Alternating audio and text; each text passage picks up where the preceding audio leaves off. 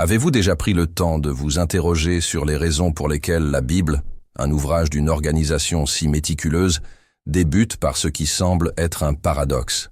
Au commencement, Dieu créa les cieux et la terre.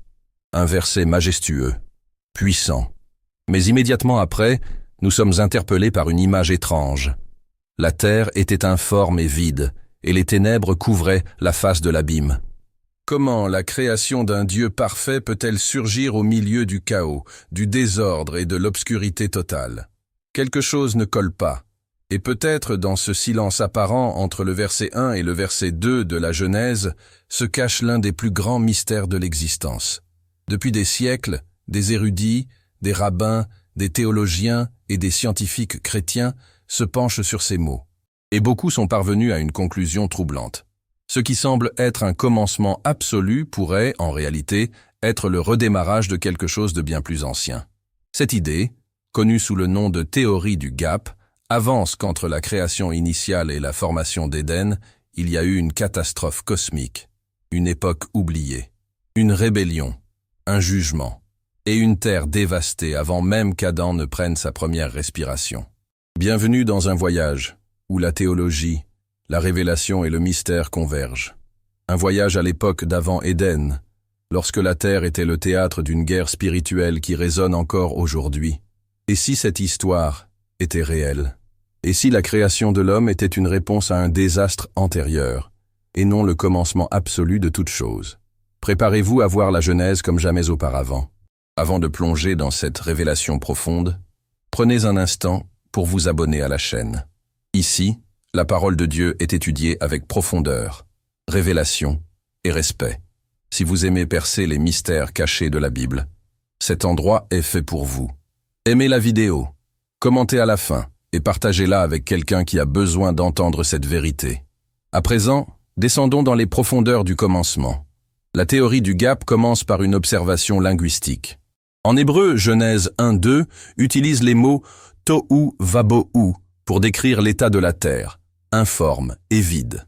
Mais ces termes n'indiquent pas simplement un manque de structure. Ils parlent de quelque chose de désolé, de ruiné, de détruit. Cela suggère que la terre n'était pas créée à partir de rien, mais restaurée d'un état de ruine. Et cela soulève inévitablement la question: que s'est-il passé avant? La réponse pourrait se cacher dans le sous-texte d'autres passages bibliques. Dans Job 38, Dieu défie Job avec une série de questions rhétoriques. Où étais-tu quand je posais les fondations de la terre, quand les étoiles du matin chantaient ensemble et que tous les fils de Dieu éclatèrent de joie? Cela indique que des êtres conscients, appelés fils de Dieu, généralement interprétés comme des anges, étaient présents lorsque la terre a été formée. Cela signifie que la création du monde physique a été témoin d'un ordre céleste préexistant. Mais que faisait cet ordre-là? Et pourquoi n'est-il pas directement mentionné dans la Genèse? Les indices se poursuivent dans Ésaïe 14 et Ézéchiel 28, où nous trouvons la description énigmatique de la chute d'un être céleste, Lucifer. Il était un chérubin oint, parfait en beauté et en sagesse, qui marchait au milieu des pierres de feu dans l'Éden originel. Pas le jardin d'Adam, mais un Éden céleste. Il s'est élevé, désirant être comme le Très-Haut, et a été précipité sur la terre. Ceci n'est pas traité comme un événement postérieur à la création de l'homme, mais comme quelque chose d'antérieur, une rébellion céleste qui a déclenché l'effondrement de toute une ère. La connexion entre cette chute et l'état de la terre dans Genèse 1-2 commence à prendre sens. Si Lucifer a été jugé suite à une arrogance, et si ce jugement a eu des répercussions cosmiques, la terre pourrait avoir été frappée par une destruction surnaturelle. Une planète plongée dans l'obscurité, recouverte d'un abîme aqueux, totalement déstructuré. Et c'est précisément ce que l'on trouve dans le 2e verset de la Bible. Mais l'Esprit de Dieu planait au-dessus des eaux. La ruine n'était pas la fin. Lorsque Dieu dit « que la lumière soit », il ne créait pas l'univers à partir de rien, mais décrétait le début d'une restauration, une réponse à la destruction, un nouvel ordre. La création décrite dans les jours suivants, la séparation des eaux, la formation du firmament, l'apparition de la terre sèche, la création des étoiles au 4e jour, tout indique un processus de réorganisation, et non une genèse originelle. Et pourquoi cela est-il important? Parce que cela change complètement le rôle de l'humanité dans l'histoire spirituelle de l'univers. Adam n'était pas seulement le premier homme, mais le premier représentant d'une nouvelle création, formée en réponse à une chute antérieure. Un nouveau commencement, avec un objectif rédempteur. Cela explique également l'une des plus grandes énigmes de la Genèse, la présence du serpent dans l'Éden. Si tout était parfait, nouvellement créé, comment un être maléfique était-il déjà là, prêt à tromper? La théorie du fossé résout ce dilemme. Le serpent était déjà sur terre avant l'homme. Il était déjà tombé. Il opérait déjà dans l'ombre. Sa présence dans le jardin n'était pas un accident, mais faisait partie d'un conflit spirituel bien plus ancien, maintenant ravivé avec la création de l'homme. Le terme même utilisé en hébreu pour « obscurité » dans Genèse 1-2, « shoshek », est lié, dans d'autres parties de la Bible, au jugement divin, à la séparation de la gloire de Dieu et à la présence du mal. Ce n'était pas une obscurité quelconque. C'était une densité spirituelle, une oppression, et l'esprit planait au-dessus d'elle, se préparant à agir. Ce schéma de ruine et de restauration se répète tout au long des Écritures. Quand Israël tombe, Dieu suscite des prophètes. Quand le temple est détruit, il annonce sa reconstruction. Quand l'humanité est perdue, il envoie un rédempteur. Dieu agit toujours après l'effondrement, non pas parce qu'il désire le chaos, mais parce qu'il est le restaurateur ultime. Et Genèse 1-3 devient un cri de guerre spirituelle, que la lumière soit. Une proclamation que le plan de Dieu ne se termine pas dans la destruction, mais recommence avec puissance et grâce. Il y a aussi un détail curieux. Le soleil, la lune et les étoiles ne sont créés qu'au 4e jour.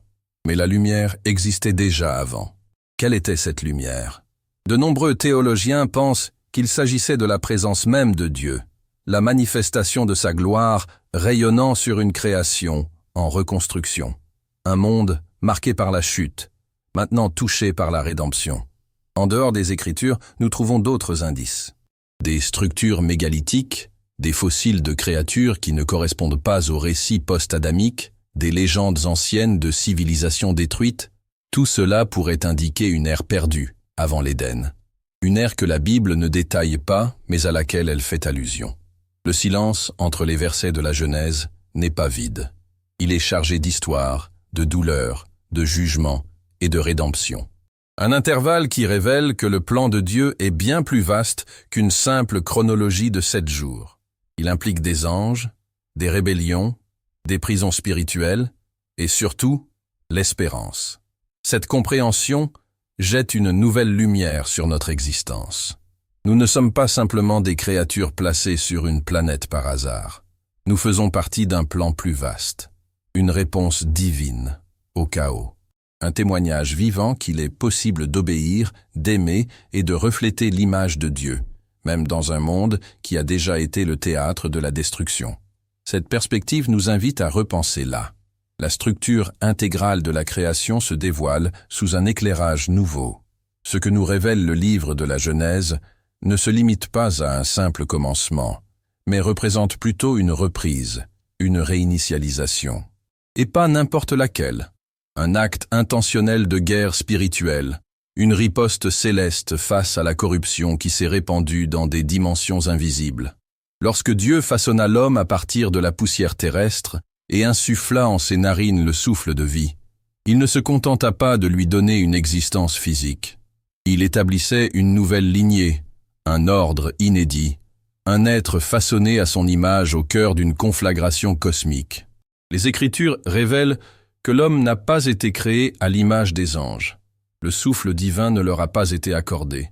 Mais à l'homme, oui. Ce souffle, en hébreu, est appelé Neshama, et il représente bien plus qu'une simple vie biologique. Il symbolise une connexion directe avec le Créateur, une conscience spirituelle, la capacité de réfléchir, de choisir et d'aimer. Et c'est précisément cette essence qui fait de nous une cible. Oui, une cible. Car depuis l'Éden, l'homme est devenu le centre d'une controverse. Le serpent connaissait parfaitement les enjeux. Sa présence n'était pas fortuite, mais stratégique. Adam et Ève étaient plus qu'un simple couple dans le jardin.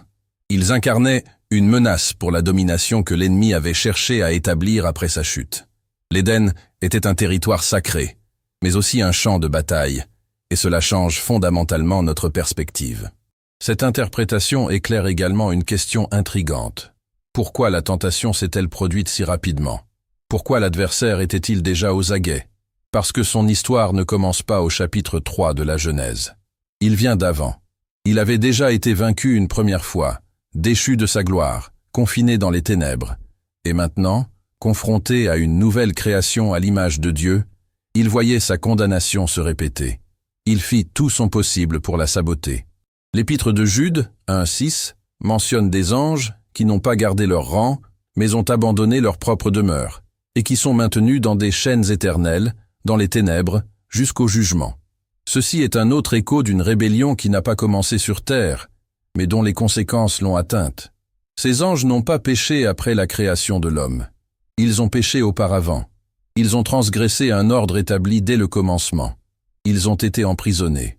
Et leur histoire est l'ombre qui plane sur la Genèse. Le mot utilisé en Genèse 1:2 pour abîme est théom, un terme qui comporte des connotations non seulement géographiques, mais aussi spirituelles. L'abîme était perçu comme une dimension chaotique associée au jugement et à l'emprisonnement. Dans l'Apocalypse, l'abîme est le lieu où Satan sera jeté pour 1000 ans. Ceci renforce l'idée que la planète, dans cet état primitif, était enveloppée de jugement. L'esprit planait, certes, mais au-dessus d'une réalité effondrée. Cette image transforme notre vision du monde. La Terre n'était pas une toile vierge, mais une scène de ruines, une planète recouverte d'un silence dense, de ténèbres spirituelles, de traces d'un affrontement antérieur. Et au milieu de tout cela, Dieu décide d'agir, non pas parce qu'il avait besoin de la Terre, mais parce qu'il choisit de la restaurer. Ceci révèle le caractère du Créateur. Il ne rejette pas ce qui a été blessé, mais le restaure. Il ne fuit pas le chaos, mais y entre et dit que la lumière soit. Cette lumière, par conséquent, n'est pas seulement physique, elle est spirituelle. C'est un décret, un jalon, le début d'un nouveau récit, sur les décombres d'un ancien. Et c'est pourquoi tout dans la Genèse revêt une importance symbolique. Séparer les eaux, créer les continents, faire surgir la vie. Tout cela est plus que de la biologie. C'est de la théologie, c'est de la rédemption. Imaginez, si la Terre a été restaurée après une chute, si l'humanité fut créée comme un nouveau commencement, chaque pas de la création constituant alors une proclamation. Chaque jour représente non seulement ce qui a été accompli, mais aussi ce qui a été surmonté. L'ordre divin s'imposant au chaos, la lumière triomphant des ténèbres, la justice surpassant la rébellion. Et nous, êtres humains, sommes placés précisément au centre de tout cela. Éphésiens 3:10 déclare que, par l'Église, la sagesse infiniment variée de Dieu serait portée à la connaissance des principautés et des autorités dans les lieux célestes. Autrement dit, notre existence témoigne non seulement du monde physique, mais aussi du monde spirituel. Le plan de rédemption est un message, un code, un manifeste du ciel devant les forces qui se sont autrefois rebellées. Lorsque l'homme choisit d'obéir, il réfute la chute de Lucifer. Lorsqu'il se tourne vers Dieu, il déclare qu'il est possible de vivre dans l'alliance. C'est là la profondeur du plan. La théorie du fossé n'est pas qu'un simple exercice théologique. C'est une lentille. Elle révèle que la Bible ne commence pas par la paix, mais par la guerre. Non par l'ordre, mais par les ruines. Et c'est dans ce contexte que l'homme est créé. Non pas comme un simple habitant d'un paradis, mais comme un agent d'une mission. Un être doté d'autorité, à l'image et à la ressemblance du Créateur, désigné pour représenter la justice de Dieu dans un monde qui avait déjà connu l'injustice. Cela explique pourquoi nous sommes confrontés à tant de combats spirituels. Pourquoi, dès le début, il y a de l'opposition, de la confusion et des ténèbres qui tentent de nous envelopper. Parce que le champ de bataille n'a jamais été désactivé. Parce que l'ennemi, vaincu dans les temps anciens, tente toujours d'interférer. Et notre mission, depuis Adam, est de résister, de protéger l'Éden, de régner avec justice, de refléter la lumière que Dieu a allumée quand tout semblait perdu. Et peut-être que maintenant tout prend sens. L'opposition à laquelle vous faites face. Les luttes qui semblent plus grandes que vous. Le poids invisible sur votre âme. C'est parce que votre histoire n'a pas commencé quand vous êtes né. Elle vient de bien avant. Et votre existence est une réponse. 1. Que la lumière soit, de Dieu, face à de nouvelles ténèbres. 2. Pierre 3, 5, 7 parle de cieux qui existaient il y a longtemps, et d'une terre formée de l'eau qui a péri par l'eau. Beaucoup associent ce texte au déluge de Noé, mais certains érudits y voient une référence à un jugement antérieur, un monde qui existait et a été détruit avant le nôtre. Un monde qui pourrait expliquer les fossiles, les civilisations perdues, les mythes anciens qui parlent de dieux déchus et de guerre dans les cieux. Nous n'affirmons pas tout comme un dogme, mais nous ouvrons la porte à l'investigation spirituelle. Proverbe 25:2 dit « C'est la gloire de Dieu de cacher une chose. C'est la gloire des rois de la rechercher. » La Bible est une œuvre vivante, pleine de couches, pleine de secrets révélés seulement à ceux qui cherchent avec sincérité. Le silence entre Genèse 1:1 et 1:2 n'est pas une erreur d'écriture. C'est une invitation, un appel à chercher, un signal de l'esprit pour que nous plongions plus profondément. Et quand nous plongeons, nous découvrons que nous ne sommes pas seuls, qu'il y a un plan, qu'il y a un but, qu'il y a une raison à chaque bataille. La même terre qui a été autrefois dévastée a été restaurée. Le même Dieu qui n'a pas abandonné ne vous abandonne pas non plus. Et s'il a dit que la lumière soit au milieu du chaos, il peut le dire maintenant sur votre vie aussi. Et maintenant, peut-être comprenez-vous, votre vie n'est pas un accident, mais une réponse. Si aujourd'hui vous vous sentez sans forme, vide, plongé dans les ténèbres, sachez que le même Dieu qui a restauré la terre peut également restaurer votre vie. Votre existence est une manifestation de son pouvoir rédempteur, une preuve que même au milieu du chaos, il peut créer la beauté et l'ordre. Ne vous découragez pas face aux difficultés que vous rencontrez, car elles font partie d'un plan plus vaste. Vous êtes un agent de changement, porteur de la lumière divine dans un monde qui en a désespérément besoin. Continuez à résister, à protéger l'Éden et à régner avec justice, car votre mission est essentielle et votre impact est éternel. N'oubliez jamais que vous êtes aimé, que vous êtes soutenu et que vous êtes appelé à un destin glorieux. La terre murmure toujours que la lumière soit, et quand il s'exprime, tout se transforme. Partagez ce message avec ceux qui aspirent à un nouveau départ. Aimez, commentez et abonnez-vous à la chaîne pour explorer ensemble les énigmes du royaume. Que l'Esprit Saint vous enveloppe, vous restaure et vous élève, car la création se poursuit sans cesse, et vous en faites partie intégrante. Que Dieu vous bénisse abondamment.